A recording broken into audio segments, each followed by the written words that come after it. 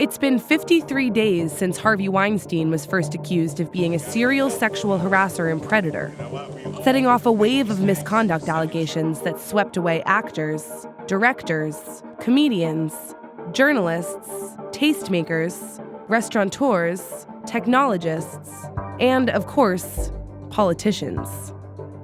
Many of these men have apologized or begged forgiveness, including Al Franken at a press conference on Monday. I know that I've let a lot of people down, people of Minnesota, my colleagues, my staff, my supporters, and everyone who has counted on me to be a champion for women. To all of you, I just want to again say I am sorry. But while Weinstein and others appear to be permanent pariahs, Moore, Franken, and Conyers have vocal defenders and potentially zero consequences. Columnist Michael Kinsley defined the political gaffe as when a politician accidentally tells the truth. And that's exactly what Nancy Pelosi did on Meet the Press Sunday. She accidentally told the truth when asked about sexual misconduct accusations against Democratic Congressman John Conyers. Just because someone is accused, and was it one accusation? Is it two? I think there has to be. John Conyers is an icon in our country. He has done a great deal to protect women, Violence Against Women Act. To state the obvious, Pelosi is both a Democrat and a woman. So why on earth is she being so accommodating of a man who was accused by multiple women of sexual harassment and who settled a claim about it with taxpayer money in secret? One reason is that the evidence against Conyers came from right-wing agitator Mike Cernovich, just as the evidence against Bill Clinton back in the day came from right-wing agitator Lucianne Goldberg. It's always easy to dismiss a horrific claim against your guy if you can cite a conspiracy from the other side. But there's an easier explanation. It's because Pelosi's a politician. And for decades, politicians have excused all sorts of outrageous and even criminal behavior by members of their own party. No one in modern politics got away with more than Ted Kennedy.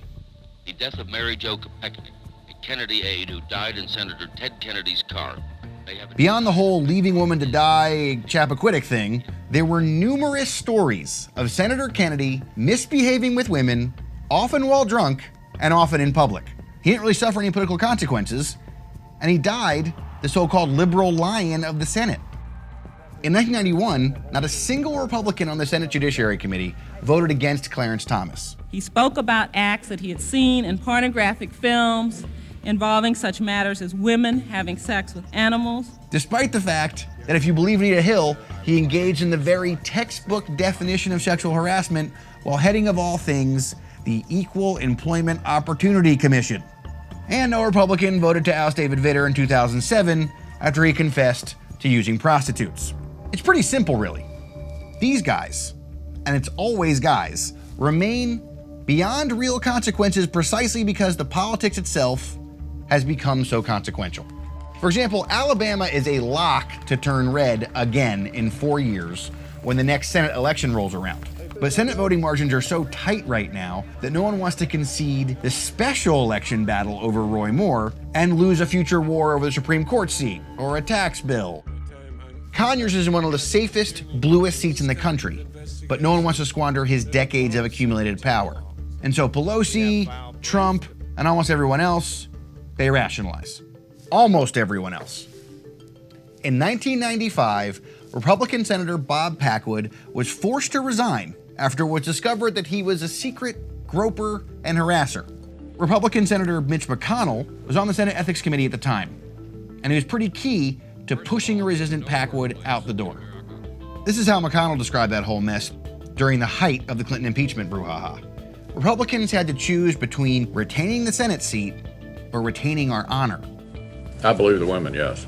Most recently, the old Republican, conservative, male Southerner McConnell has called for the old Republican, conservative, male Southerner Roy Moore to get lost too.